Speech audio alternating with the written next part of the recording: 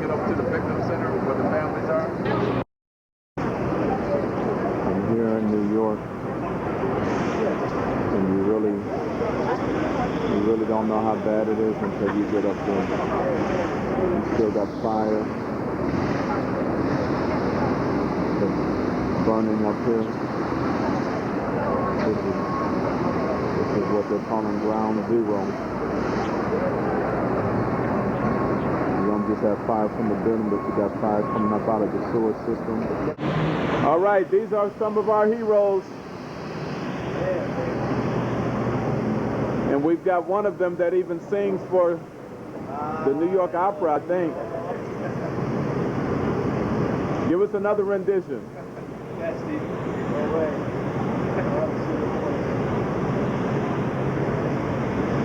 And here's another one here. There you go, Eric. So we're gonna, when everyone sees this, you keep praying for all of these and pray for everyone else and everything else that you see here. How you doing, everyone? All right. As I told you, these are the heroes, and there's one holding the camera. Be careful while you're here. Over here, who's got a medal? Oh, the one holding the camera is a superhero. He has a medal, but we're going to put him back in front of the camera. I want a shot with him. They've been doing this great work here, and we're going to pray that God helps them and helps the firemen, the police, and blesses Mayor Giuliani, who even those of us from another state want to see keep staying on. This is Wolfie. This is Wolfie.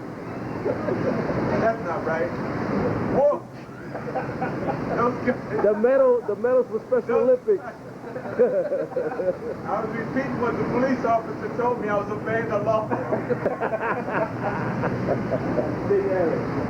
This is Harry Wolf, one of the New York's finest. He's got a superhero medal.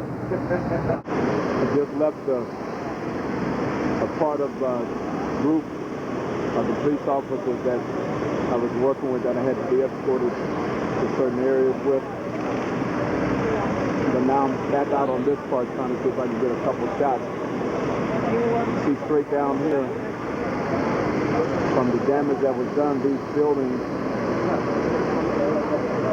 have to be propped up. They're also in danger of collapsing. And even though propping them up is not going to save them, you still see some of the smoke coming up from the fire and also from the work that they're doing. Propping them up won't save them, but it helps to protect the lives of those who are working around them. Try to get my plans to see if I can go a bit further. It's one of the victims' lines.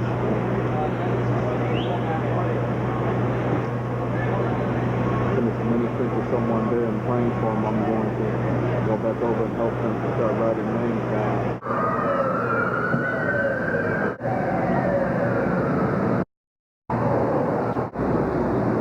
We got so many police officers working that they've got to put them in regular vehicles.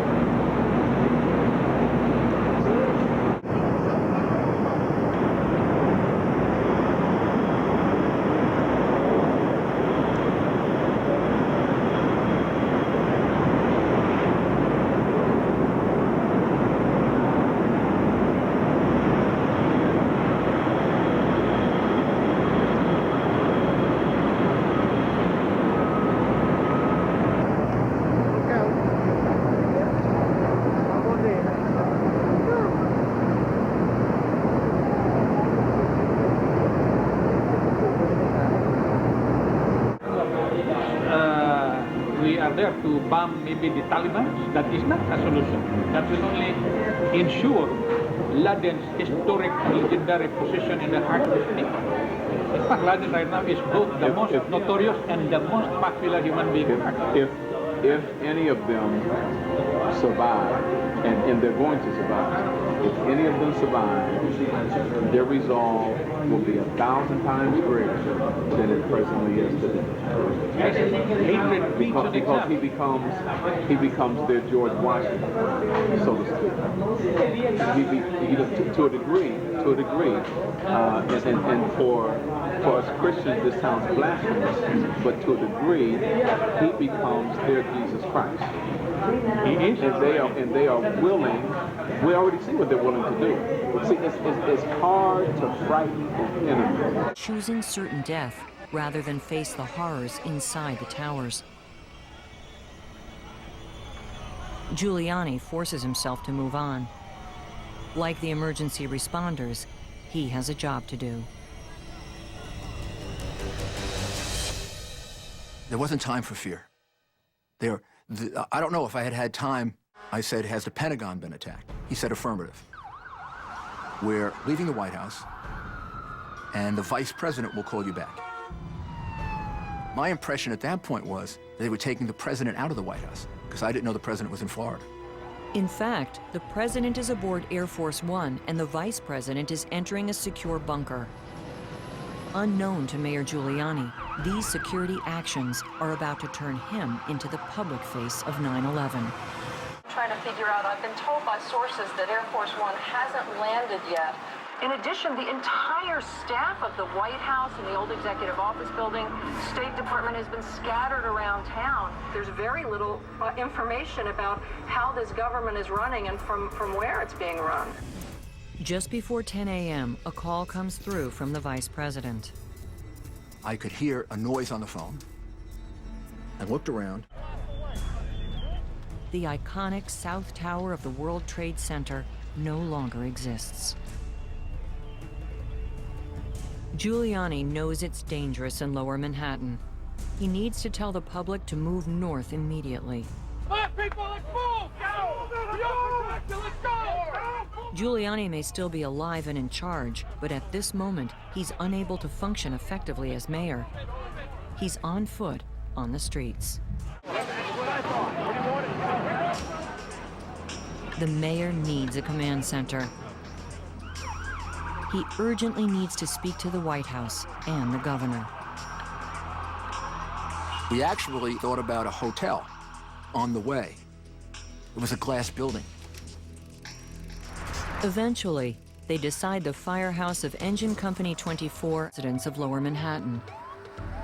Police are deployed to protect bridges and historic sites.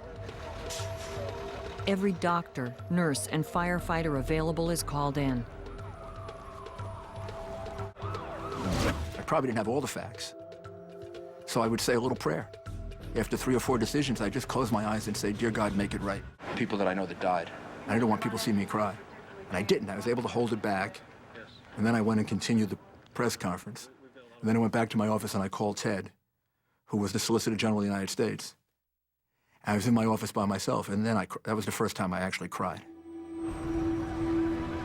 But I probably had 10 of those notifications, and each time you got them, you would say to yourself, I can't react to this now. I've got to remain strong, I've got to remain focused. And didn't run away and lost their lives, saved our spirit. They demonstrated that America is just as strong as it was during the Second World War, just as strong as it was at Iwo Jima, just as strong as it was after Pearl Harbor.